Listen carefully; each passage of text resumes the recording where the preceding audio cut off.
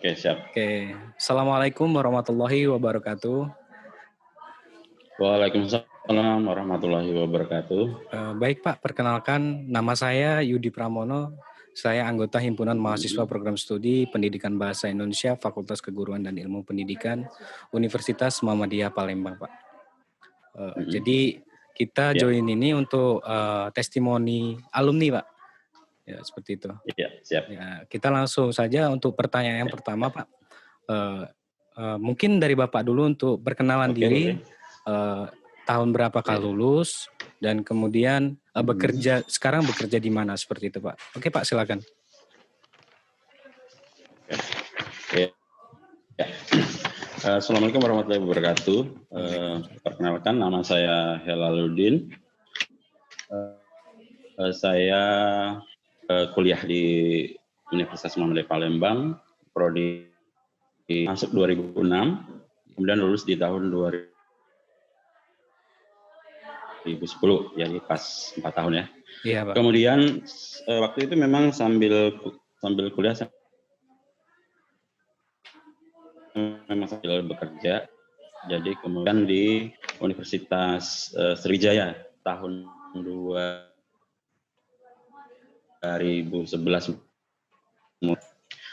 Kemudian setelah dari lulus S2, alhamdulillah tahun 2014 itu ada seleksi CPNS berbasis CAT, Computer Assist Test, kemudian lulus, dan tahun 2015 tepat Juli 2000 Sultan Maulana Hasanuddin di Banten. Jadi saya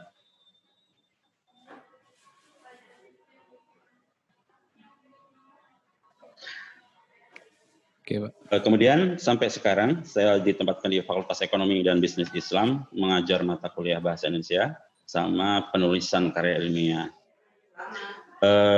Sekarang ini saya cuti mengajar karena saya sedang mengikuti program doktor dari Kementerian Agama Republik Indonesia.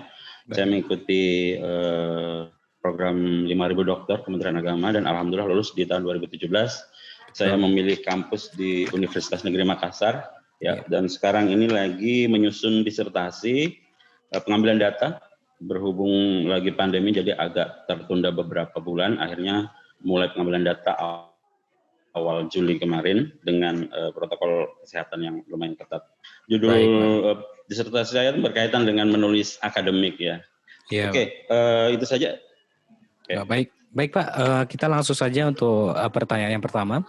Mungkin langsung saja, apa yang menjadi motivasi Bapak ketika itu memilih program studi Pendidikan Bahasa Indonesia di Fakultas Keguruan dan Ilmu Pendidikan Universitas Muhammadiyah Palembang, Pak? Oke. Motivasi atau boleh dibilang latar belakang mengapa saya memilih prodi Pendidikan Bahasa dan Sastra Indonesia. Yang pertama, mungkin dari kecil keluarga di kampung saya itu memang mayoritas guru, dan biasanya orang tua akan senang anaknya kalau jadi guru. Tetapi seiring berjalannya waktu, ya perjalanan hidup kan berubah, kuliah. Akhirnya, mengapa saya memutuskan untuk memilih prodi Pendidikan Bahasa dan Sastra Indonesia? Awal saya menarik menarik pilihan saya itu mungkin dari SMP, SMA saya coba untuk mencari apa sebenarnya yang paling saya suka gitu. Memang dari SMP, SMA itu saya paling suka menulis, entah itu puisi, entah itu tulis-tulisan yang populer, yang biasa, tapi jarang memang saya publikasikan. Akhirnya keputusan saya, nggak ada salahnya memilih prodi Pendidikan Bahasa dan Sastra Indonesia. Jadi mungkin motivasi Bapak karena jadi seorang guru itu adalah hal yang paling diinginkan terutama di lingkungan kita, Pak, ya. Oke, Pak. Oke, untuk pertanyaan selanjutnya, Pak. Iya, sebenarnya seperti itu. Cuman orang tua memang, boleh? Oke, boleh dilanjutkan, Pak. Boleh dilanjutkan, tidak apa-apa, Pak. Oke, ya, walaupun sebenarnya orang tua membebaskan kita itu mau memilih jurusan apa, tetapi dari kondisi ini kita kan bisa melihat secara lebih jelas bahwa kita yang mengalami, kita yang merasakan. Betul, Pak. Dalam bidang matematika mungkin saya kurang, karena ya memang kecerdasan saya atau kelebihan saya tidak di sana, karena sesuai dengan teorinya Gartner kan kecerdasan ada 9, jadi setiap orang itu beda-beda. Nah, saya memilih di ke-9 kecerdasan tersebut saya itu paling dominan di mana, dan saya menemukan bahwa saya itu mungkin lebih dominannya di kecerdasan linguistiknya gitu. Oh, jadi Oke, di kecerdasan linguistik, Pak ya. Oke, Bapak, untuk selanjutnya ya, kita ke pertanyaan selanjutnya. Apa hal yang paling berkesan ketika Bapak menjadi mahasiswa pendidikan bahasa Indonesia FKIP Universitas Muhammadiyah Palembang kala itu, dan mata kuliah apa yang menjadi favorit, Pak? Seperti itu. Oke. Paling berkesan mungkin karena apa ya? Saya kuliahnya sambil bekerja, jadi harus pintar-pintar mengatur waktunya gitu. Jadi Betul, menyesuaikan dengan jadwal mata kuliah ini, otomatis ya kita harus bisa menyiasati. Kemudian di samping itu juga tertarik dengan beberapa dosen yang mampu memberikan motivasi. Selain materi perkuliahan kan kita juga harus membutuhkan motivasi untuk maju. Nah, itu biasa sering saya dapatkan dari Pak Dokter Gunawan Ismail, Bu Supriyatini, dan yang lain-lain, selalu memberikan motivasi bahwa hidup itu harus maju, jadi harus ada perkembangan setiap tahun. Akhirnya ya itu yang membuat saya tertarik gitu. Nah, untuk mata kuliah favorit ada 2 sebenarnya ya. Iya, Pak. Yang pertama memang lebih tertarik ke mata kuliah menulis 1 sama menulis 2. Tapi satu lagi yang mungkin satu lagi saya lebih tertarik juga ke psikolinguistik. Karena saya menyukai bukan expert atau bukan expert atau bukan ahli dalam bidang itu, tetapi saya menyukai membaca materi-materi tentang psikologi. Kalau dikaitkan dengan prodi kita, pendidikan bahasa dan sastra Indonesia, otomatis larinya ke psikolinguistik. Antara kejiwaan dengan bahasa itu ternyata ada hubungannya. Baik, Pak. Gitu. Mungkin kalau Bapak menyukai mata kuliah menulis, mungkin ada karya-karya yang mungkin bisa Bapak sebutkan yang sudah menjadi tulisan Bapak, atau buku-buku karya Bapak sebelumnya yang sudah terbit atau baru yang akan terbit seperti itu, Pak. Iya. Kalau untuk buku, saya mulai menulis itu setelah tahun 2015 masuk, setelah menerjunkan diri ke dunia pendidikan, baru saya menulis. Sampai detik ini di sela-sela kesibukan sudah ada 3 buku. Buku pertama itu mata kuliah pengembangan kepribadian bahasa Indonesia. Baik, Pak. Yang kedua itu buku tentang penelitian kualitatif. Dan yang terakhir yang baru saya terbitkan kemarin beberapa bulan lalu itu buku tentang penelitian dan pengembangan. Ini ada contohnya. Oh, boleh, Pak, boleh dilihatkan contohnya. Oh iya, Pak. Dan kemudian nah ini. Pak. Iya. Dan yang masih dalam proses revisi karena ini adalah produk dari disertasi saya. Iya, Pak. Bukunya ini pembelajaran menulis dengan pendekatan proses genre, ini belum saya terbitkan karena masih dalam proses ujian. Jadi masih ada kemungkinan untuk direvisi. Baik, Pak. Baik. Silakan lanjutnya. Mungkin begitu banyak Pak ya tulisan-tulisan yang sudah Bapak tulis atau karya-karya Bapak yang sudah terbit, Pak ya. Untuk yang pertanyaan selanjutnya, apa keuntungan memilih jurusan pendidikan bahasa Indonesia dan jika bersedia Bapak memberikan sedikit motivasi kepada generasi milenial bahwa menjadi guru atau dosen bahasa Indonesia juga mampu berkarir dan sukses seperti Bapak saat ini? Yang perlu digarisbawahi memang kita harus mengubah mindset bahwa kesuksesan itu jangan hanya dilihat dari segi materi, itu yang pertama. Nah, yang kedua kita juga harus mengubah mindset masyarakat bahwa untuk apa belajar bahasa Indonesia kan sudah setiap hari kita gunakan. Nah, itu sebenarnya mindset yang salah. Merujuk ke peribahasa dari Kemendikbud bahwa kita memang harus menguasai bahasa asing, melestarikan bahasa Indonesia, menggunakan bahasa Indonesia, dan kemudian melestarikan bahasa daerah. Jadi sebenarnya semua bahasa itu bagus, menguasai jauh lebih bagus. Nah, di samping kita memang menguasai bahasa Indonesia, dalam artian memang kalau untuk bahasa komunikasi atau bahasa sehari-hari, bahasa lisan kan ya tidak terikat oleh aturan. Itu semua orang bisa. Tapi ketika kita sudah mau menuangkan ke dalam konteks tulisan, bagaimana kita mewujudkan pikiran kita dalam bentuk tulisan, itu tidak semua orang bisa. Orang mungkin bisa berbicara secara lisan, menyampaikan ide pikirannya, tapi begitu diminta untuk menulis dari segi bahasanya, dari segi tata kalimatnya dan seterusnya, kita juga harus dalam artian semua bahasa itu sama dan harus dipelajari. Dan yang penting bahwa negara pun sebenarnya sudah mendukung. Contohnya ada undang-undang yang menyatakan bahwa sekarang ini seminar internasional yang diadakan di Indonesia wajib menggunakan bahasa Indonesia. Itu sebenarnya sudah dukungan pemerintah bahwa kita harus menggunakan bahasa Indonesia. Itu yang bisa saya berikan gambarannya gitu. Iya.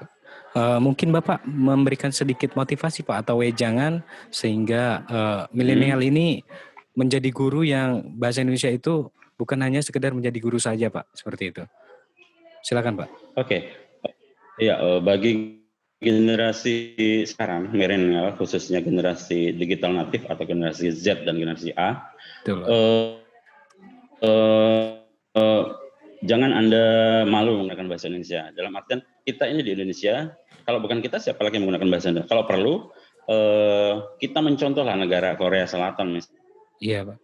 Misalnya. Dia begitu bangga menggunakan bahasanya ketika dia membuat film, membuat drama, membuat lagu. Walaupun mungkin dalam beberapa lagu itu kan dia mix antara bahasa Inggris sama bahasa Indonesia. Dari bahasa Korea sama bahasa Inggris. Nah, kenapa kita nggak seperti itu? Kalau memang jalur kita di dalam bidang seni misalnya, kalau dalam bidang bahasa pun kita juga bisa. Kita bahasa dan sastra. Jadi kita jangan malu menggunakan bahasa Indonesia. Kenapa? Bahasa Indonesia adalah bahasa kita. Kalau bukan kita, siapa lagi yang menggunakan? Tidak semua negara itu memiliki bahasa sendiri. Contoh beberapa tetangga itu kan bahasanya bahasa Inggris yang bahasa asli mereka. Nah, kita harus bangga dengan bahasa kita, itu saja. Jadi motivasinya adalah kita harus bangga bahwa kita ini berbahasa Indonesia, Pak ya.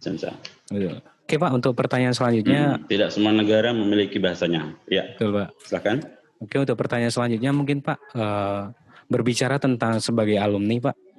Apa harapan Bapak mungkin ke depannya sehingga pendidikan bahasa Indonesia di FKIP Universitas Muhammadiyah Palembang ini semakin berkembang dan maju sesuai dengan visi dan misi yang sudah ada, Pak?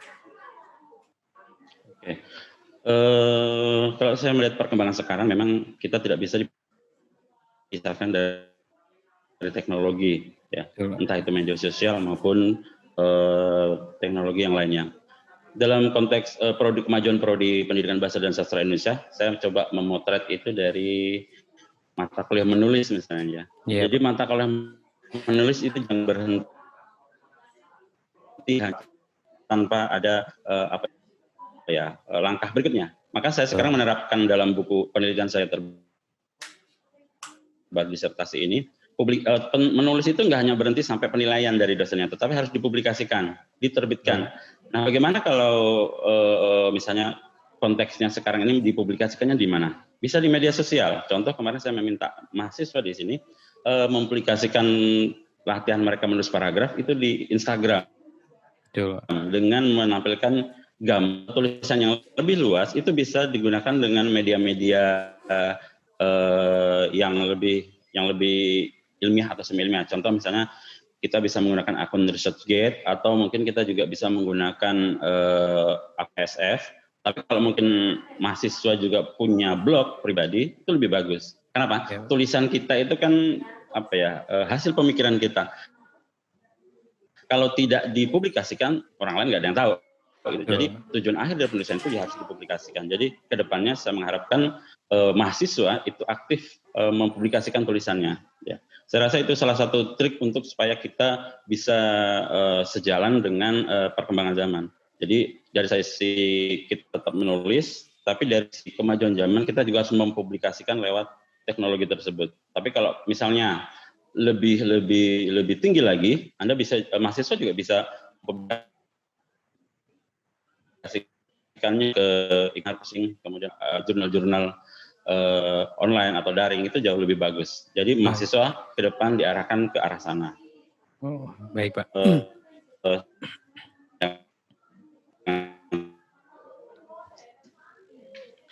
Ya Pak. Baik Pak, mungkin itu dari segi mahasiswa agar lebih berkembang ke depannya adalah menyesuaikan dengan teknologi yang ada seperti itu Pak ya. Iya betul. Oke, baik Pak. Untuk pertanyaan selanjutnya, mungkin ini sedikit testimoni alumni Pak ya. Jika berkenan, bersediakah Bapak berpantun atau mengajak generasi milenial khususnya untuk tidak ragu-ragu memilih jurusan Bahasa Indonesia, terutama di Fakultas Keguruan dan Ilmu Pendidikan Universitas Muhammadiyah Palembang ini Pak?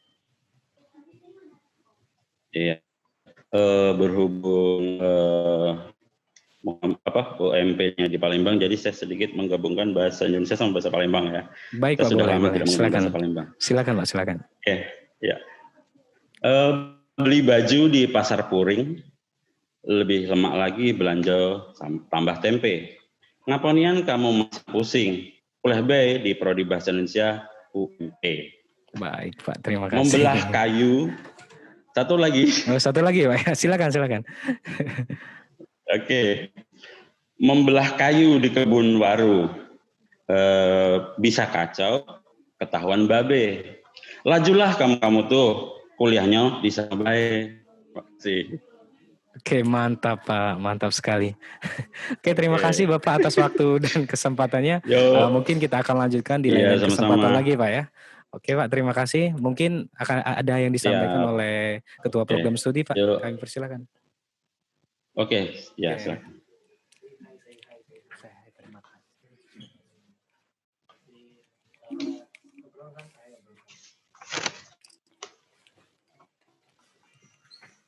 Tes. Mana Hel? Penyiar radio. Oke, terima kasih penyiar buat radio itu. Iya. Terima kasih buat Helal. Angkatan berapa ya Hel kemarin? Waktu masuk tahun berapa? Tahun berapa? 2006. 2006. Tamatnya 2006 masuk. Iya, 2009 ya? 2010. 2010 selesai. 10 Bu. 2010. Pas 4 ya. Oke, terima kasih Hel atas testimoninya. Saya merasa bangga karena dari alumni-alumni saya ternyata lebih menanjak karirnya ya di dosen-dosen atau pendidik-pendidik di sini, merasa bangga karena alumni-alumni kita itu sukses di luar sana. Oke, untuk ucapan terima kasih ke Ibu hanya satu ya, selalu berkembang, selalu menjadi panutan bagi adik-adik tingkat kalian, yaitu dengan pembuktian hasil-hasil karya kalian. Salah satunya hasil karya yang kemarin sampai Ibu beli karena untuk menunjukkan kepada adik-adik tingkat bahwa kakak-kakak alumni kalian itu memiliki karya, yaitu berupa karya buku yang dimana bisa menjadi sumbangsi ke prodi kita. Itu saja ya, Helaidin ya.